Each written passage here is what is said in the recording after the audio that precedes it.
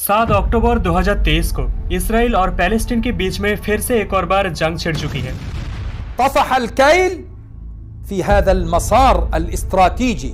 इस surprise attack पिछले 75 सालों से चलते हुए आ रहे इसराइल और पैलेस्टीन कॉन्फ्लिक्ट की सबसे बड़ी अटैक है, जो किया गया है हमास ग्रुप द्वारा। ये बात है 7 अक्टूबर सुबह 6:30 बजे की, जब अचानक से इसराइल के शहरों पर 5000 से भी ज्यादा रॉकेट्स बरसने लगते हैं।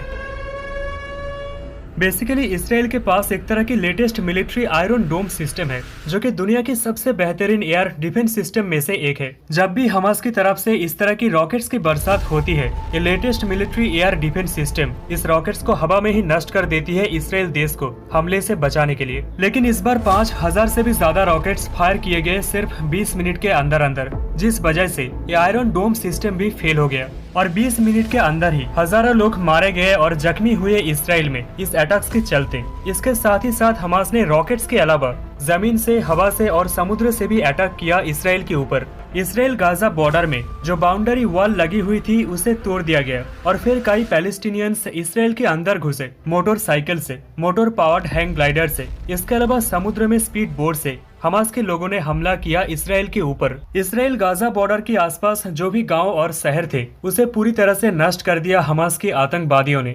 कई बेगुनाह सिविलियंस मारे गए इस हमले की वजह से। कईयों को हॉस्टेज बनाया गया है, जिसमें कई बच्चे भी शामिल थे। इसकी रिस्पॉन्स में इसराइल की मिलिट्री ने भी गाजा में एयर स्ट्राइक करी, जिसके चलते पैलेस्टीन में भी कई लोग मारे गए और जख्मी हुए। But though Israel didn't start this war, Israel will finish it.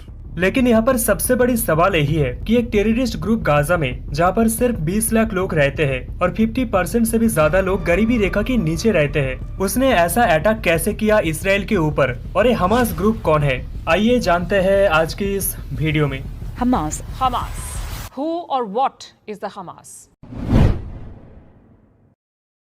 1947 में ब्रिटिशर्स के जाने के बाद यूनाइटेड नेशन ने 2 स्टेट पार्टीशन प्लान लेकर आते हैं, जिसके चलते 45% एरिया पैलेस्टीनियों को दिया गया और 55% एरिया जूस को दिया गया, और जो जेरूसलेम था उसे यूनाइटेड नेशन ने अपने कंट्रोल में रखा। इसे और भी बेहतर तरीके से समझने के लिए इसके नक्शे पर नजर डालते हैं। इसराइल और पैलेस्टीन दोनों देश मिडिल ईस्ट में मौजूद है, जिनके नॉर्थ में है लेबनान, ईस्ट में है जॉर्डन और साउथ वेस्ट में इजिप्ट का देश है। इन दोनों देशों के मैप को अगर देखा जाए तो बीच का ये एरिया इसराइल का देश है और पैलेस्टीन का जो एरिया है वो 2 हिस्सों में बटी हुई है। एक है वेस्ट बैंक का रीजियन और दूसरा है गाजा स्ट्रिप, जो अपनी बॉर्डर शेयर करती है इजिप्ट के साथ। अब जैसे ही यूनाइटेड नेशन ने 2 स्टेट सॉल्यूशन लेकर आती है तो इसराइल इसे एक्सेप्ट कर लेती है, लेकिन अरब कंट्रीज इस चीज को मानने के लिए साफ इनकार कर देती है, क्योंकि अरब कंट्रीज 1 स्टेट सॉल्यूशन चाहती थी। मतलब एक ही देश बनेगी, पैलेस्टीन या इसराइल, और उसके अंदर क्रिश्चियन, मुस्लिम और जूस रहेगा और वह मुस्लिम लॉ फॉलो किया जाएगा। इसके बाद 14 मई 1948 को इसराइल इंडिपेंडेंस अनाउंस करती है और स्टेट ऑफ इसराइल बनती है, लेकिन पैलेस्टीन जो था इसका कोई लीडर नहीं था और न ही कोई मिलिट्री था। इसीलिए अरब कंट्रीज पैलेस्टीन की सपोर्ट में आती है और इसराइल इंडिपेंडेंस होने की ठीक एक दिन बाद यानी 15 मई 1948 को जितने भी अरब कंट्रीज थे, लेबनान, इजिप्ट, सीरिया, इराक और जॉर्डन मिलकर इसराइल के ऊपर हमला कर देती है। यहाँ पर इसराइल एक छोटा सा देश था जिसे इंडिपेंडेंस मिले हुए सिर्फ एक दिन ही हुआ था, तो ऐसे में देखा जाए तो सभी अरब कंट्रीज मिलकर इसराइल को हरा ही देता, लेकिन ऐसा हुआ नहीं। ये वॉर लगभग 1 सालों तक चलने के बाद इसराइल सभी अरब कंट्रीज को हरा देती है और हराने के बाद यूएन ने जो 2 स्टेट बनाकर इसराइल और पैलेस्टीन के लिए एरिया डिवाइड किया था, इसराइल उससे भी ज्यादा एरिया पर कब्जा कर लेती है और पैलेस्टीन एक माइनर स्टेट बन जाता है, जैसे कि आप लोग इस नक्शे पर देख सकते हो। इस लड़ाई के बाद पैलेस्टीन 2 हिस्सों में बढ़ गया। इनमें से ये जो एरिया है इसे गाजा स्ट्रिप बोला गया, जो इजिप्ट के पास चला गया, और दूसरा पार्ट जिसे वेस्ट बैंक बोला गया, ये चला गया जॉर्डन के पास, जिसे एडमिनिस्टर किया जाता है एक पैलेस्टीनियन पॉलिटिकल पार्टी द्वारा, जिसका नाम है फतेह। और दूसरी तरफ गाजा स्ट्रिप के ऊपर सिर्फ हमास का ही राज चलता है। हमास एक शॉर्ट फॉर्म है एक अरबिक टर्म का, जिसका मतलब है इस्लामिक रेजिस्टेंस मूवमेंट। इसे बनाया गया था शेख अहमद यासीन द्वारा, जो कि एक पैलेस्टीनियन थे और इस्लामिक की पढ़ाई के लिए इजिप्ट चला गया था, लेकिन बाद में वो पढ़ाई कंप्लीट नहीं कर पाया और गाजा वापस आ गया। इजिप्ट में शेख अहमद के ऊपर मुस्लिम ब्रदरहुड का बहुत बड़ा इन्फ्लुएंस पड़ा। मुस्लिम ब्रदरहुड दुनिया की सबसे बड़ी इस्लामिक ऑर्गेनाइजेशन में से एक है, जिसकी स्थापना किया गया था 1928 में।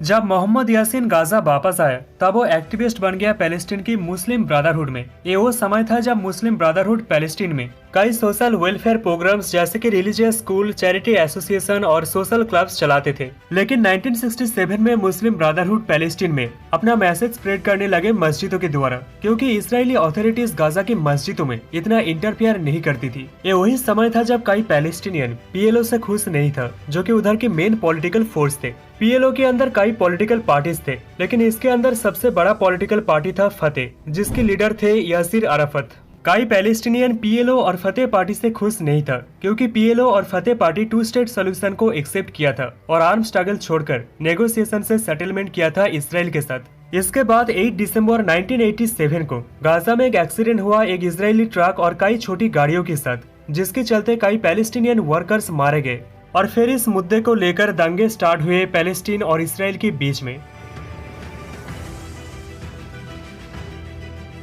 इस दौरान शेख यासिन पैलेस्टीनियन की मदद करना चाहती थी, इसीलिए उन्होंने एक नया संगठन बनाया था जिसका नाम है हमास, जिसे ज्यादातर देशों के द्वारा एक आतंकवादी संगठन माना जाता है। Canada, Israel, Japan, Australia, USA, UK और यूरोपियन यूनियन हमास को एक आतंकवादी संगठन डिक्लेयर कर चुका है। लेकिन दूसरी तरफ ब्राजील, चाइना, इजिप्ट, ईरान, रसिया, सीरिया, टर्की और कतर हमास को एक टेररिस्ट ऑर्गेनाइजेशन कंसीडर नहीं करती है। यहाँ पर फतेह और हमास के बीच में हिस्टोरिकली काफी कॉन्फ्लिक्ट रही है, जिसके चलते 1991 में जब इसराइल और पैलेस्टीन ओस्लो एकॉर्ड साइन कर रहे थे, जो कि एक हिस्टोरिकल डील थे, इसे हमास ने एक्सेप्ट करने से मना कर दिया।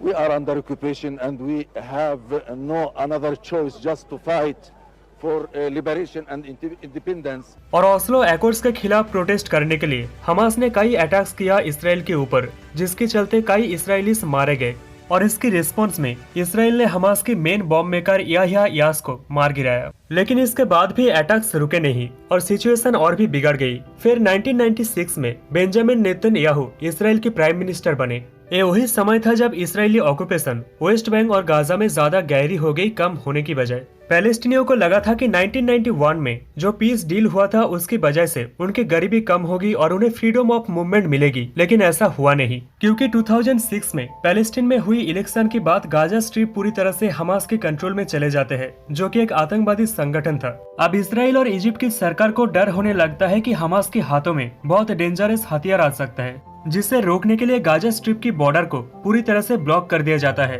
अब गाजा स्ट्रिप के अंदर रहने वाले लोग न ही गाजा स्ट्रिप से बाहर जा सकते हैं और न ही बाहर से कोई जरूरत की सामान वगैरह लेकर आ सकते हैं गाजा स्ट्रिप के अंदर। इसके अलावा इसराइल गाजा स्ट्रिप की वाटर, इलेक्ट्रिसिटी और फूड सप्लाई को पूरी तरह से कंट्रोल करती है और उसे और भी कम कर देती है। तो बेसिकली यहाँ पर इसराइल जानबूझकर गाजा के अंदर इकोनॉमिक क्राइसिस लाने की कोशिश करती है और गाजा के अंदर रहने वाले लोगों की जिंदगी बद से बदतर कर देती है। इस प्रॉब्लम को सॉल्व करने के लिए गाजा के अंदर रहने वाले लोग कई टनल्स खोदने लगते हैं इजिप्शियन बॉर्डर के पास, जिसके जरिए गाजा के अंदर रहने वाले लोग अपनी जरूरत की चीजें इजिप्ट की मार्केट से स्मगल करके ले आते थे और उसे गाजा स्ट्रिप के अंदर बेचते थे। लेकिन बाद में इस टनल्स को भी बंद कर दिया जाता है इजिप्शियन सरकार द्वारा, जिसके चलते पैलेस्टीन और इसराइल के बीच में वायलेंस और भी तेजी से बढ़ने लगती है। अभी के टाइम में इसराइल और पैलेस्टीन के बीच में जो कॉन्फ्लिक्ट देखने के लिए मिल रहा है, इसे हमास के मिलिट्री कमांडर मोहम्मद अल देब ने ऑपरेशन अल अक्सा फ्लड का नाम दिया है और कहा हमास इसीलिए कर रहे हैं क्योंकि इसराइल ने पैलेस्टीनियन के ऊपर अत्याचार किया है, जिसकी रिस्पॉन्स में इसराइल ने भी हमला किया पैलेस्टीन के ऊपर, जिसके चलते अभी तक 10,000 से भी ज्यादा लोग मारे गए और जख्मी हुए।